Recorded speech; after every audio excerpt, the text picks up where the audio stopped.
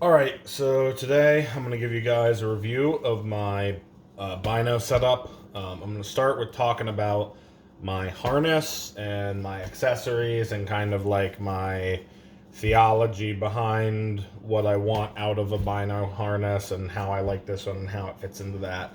And then I'm going to move into talking about the binoculars I chose and kind of my selection process, the other models I looked at, and why I ultimately decided with going with what I went with. So, anyways, jumping into it, this is the Vortex Glasspak. I'm pretty happy with it. It came with my binoculars. That's part of the reason why I got the ones I got, because it came with this harness. It's not anything super high end, but it definitely is working for the time being. So you can see here on the sides, we've got two mesh stretch pockets. These are just elastic bands here. And then on the back, you've got another zipper pocket, and you can see I've just got the stock cleaning cloth that came with the binos. So on this side, I've just got a little bottle of Windicator, and I want to talk a little bit about this. On this side, I've got the Vortex lens cleaning pen, which is cool. One side is a little brush to clean debris off of the glass, and then the other side, oh gosh, and then the other side is a little wipe, or I don't know what you'd call it, but once you get the debris off, you use this to just clean smudges and oil and things off of it. So the one thing that annoys me about this is how they put the clip on the side that would have your brush facing up. So it's just going to be collecting water and dirt and debris. So I actually put it in upside down. Another thing about this too, which I do highly recommend getting this, it's really nice and handy to have. This has some kind of like black powder on it, and that's supposed to be there. I saw people when I ordered it off Amazon complaining about that. I don't know what function it serves, but I saw where someone responded and said that's supposed to be there. Vortex responded and said that's supposed to be like that. So if you see that, no worries. Another thing, don't be touching it and taking all that powder off and putting oil on it, or you're going to defeat the purpose of it. So moving on, the harness has these little straps that hold the binos to the actual harness itself. That way, if you pull them out and you're looking and you want to set them down but not put them back in the harness, you can just kind of let them hang. Or even if you drop them, it'll catch them, hopefully. So that's that. Popping the lid here once you get inside. I'll unbuckle this and show you guys. So I'll talk a little bit about the binoculars now, just for the sake of explaining the harness. So these, I store them with the eye cups all the way up and with these on, with the top cover on, because I don't know, I just like to have the top cover on so dust isn't collecting in there. I don't put the barrel covers or whatever you'd call them on because, I don't know, they just kind of seem like a hassle to me to constantly pop them on and off. When they're basically living in this, I don't feel like they need them. I did still keep them though. I actually, it might be kind of hard to see, but down in there, I have my barrel covers, and I just set them down in there to kind of function as a pedal stool to hold the binoculars up, because this is designed to fit up to 12 by 50s. So with these 10 by 42s that I have, if you had the eye cups all the way down and even with the covers on, this elastic band won't quite, it won't get tight, so it won't want to stay on this little hook very well. So that's part of why I store them up too. It's convenient for me because that's how I like them. But yeah, other than that, it's a great starter bino harness. And full disclosure, part of the reason why I went with this one is because I could get it with my binoculars. It came in a kit together.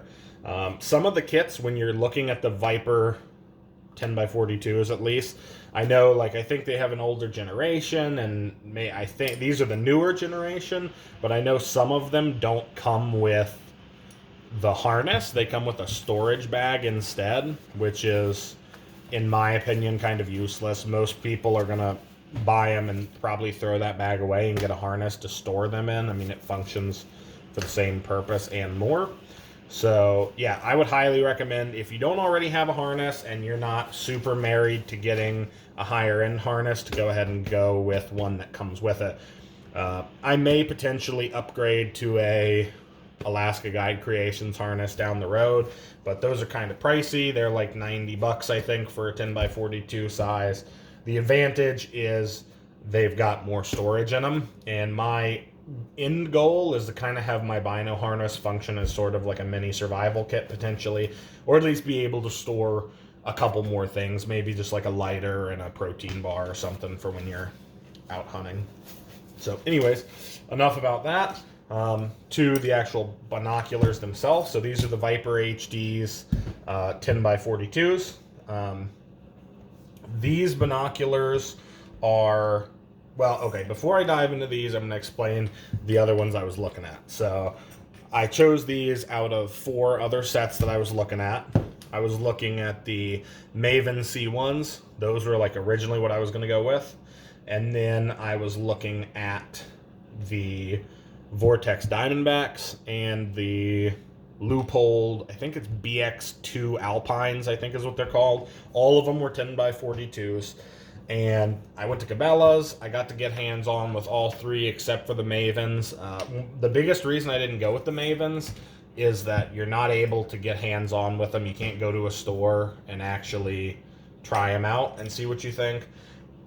They are a direct-to-consumer online retailer, so if you wanted to get those, I know they do have a program where basically you can pay and they'll send you a like new used set. Usually it's a set that they use at like a trade show, and you can kind of try them out, and if you like them, I'm pretty sure you can just keep them, or if you don't, you can send them back, and I think they'll even reimburse you for the shipping. But long story short, I didn't want to fool with all that. And most importantly, why I went with these is because, or at least why I went with Vortex, their warranty is, it's almost not even a warranty, right? Like if you drop these in the field and they happen to fall on a rock and break, they will replace them for you.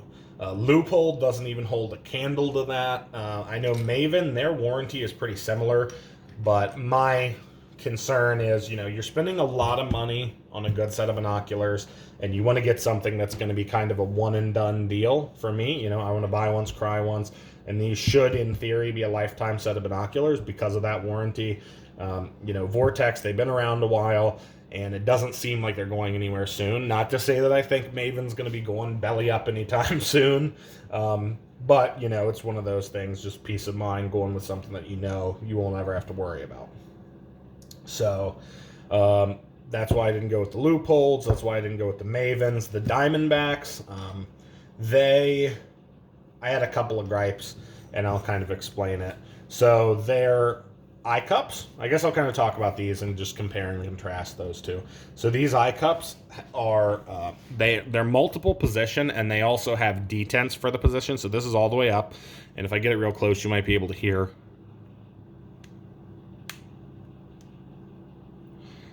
Maybe not, but anyways, you can twist them to different settings, and they kind of lock into that setting. I'm pretty sure the Diamondbacks do that, but the big thing is, if you look at these, you can see they've got like hard plastic, and then there's this soft rubber, which is way more comfortable in my opinion. So I like that over the Diamondbacks, and also this is a locking diopter. So if you look, you'll be able to see when I pull this up, and you hear that click, now you can swivel it around to adjust it, and when you push it back into place, this will not move. So if somebody picks up your binoculars, they're not able to throw that off for you. The focus is really smooth, and obviously the glass is just way better than the Diamondbacks. My original set of binoculars that I had before these were these guys. So obviously these are a massive upgrade from these. These were a hand-me-down set I got from my grandpa. I'm living in Ohio. These were okay for, ground blind hunting, which is mostly what we did. But me and my wife are actually moving to Colorado here soon, so I figured I needed to step up my game a little bit. So that's why I went with the Vipers. I don't have a ton of experience with, higher end glass, I guess. So, and I know there are other binoculars out there that would blow these out of the water. But I like them. You know, people say spend as much money as you can justify on glass, so that's why I went with this. The other thing too, I'll show you guys right here. This just threads out, and you can see that's where your tripod adapter goes. Is it just threads right in that little stud. You can see there's not much meat there. I mean, it must work because that's what everybody uses, but I don't know. I'll be interested to see. I plan on getting a tripod here before too long, so I'll do a review of that too when I get it. But anyways, yeah, so that's my binocular system, if you will. I'm pretty happy with it so far. Not to say that it won't get adjusted and evolve over time, but yeah. So anyways, if you guys have any other questions about the harness, the binoculars, my setup, or if you have any suggestions too, feel free to leave those in the comments. And yeah, so thanks for watching, guys.